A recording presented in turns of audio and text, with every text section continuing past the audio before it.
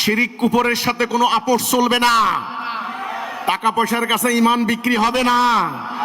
দুনিয়ার একটা ইটের টুকরার আশাও করতে পারবেন না। আজকে তোমাদের কাছে আমার প্রথম কথা, তোমরা তোমাদের কলেজ বিশ্ববিদ্যালয়ে, তোমরা যেই কলেজ হোক যেই স্কুল হোক, সেখানে এই জাতির স্টুডেন্টদের কাছে প্রথমে তাওহীদের প্রস্তাব দিবে। ঈমানের ডাক, কলেমার ডাক, তাওহীদের ডাক, আল্লাহর দ্বীন কি ভালো করে তার কাছে উপস্থাপন করবে। তাকে বলবে আল্লাহর দ্বীন প্রতিষ্ঠা ছাড়া শান্তি আসবে না, আসো বিদ্যমান ব্যবস্থা পরিবর্তন করে আল্লাহর দ্বীন কায়েম করি। কিভাবে? আমি আবার বলছি, সংগ্রামের মাধ্যমে, জিহাদের মাধ্যমে আল্লাহর দ্বীন প্রতিষ্ঠার জন্য আপ্রাণ চেষ্টা। শিরিক কুফরের সাথে কোনো আপোষ চলবে না।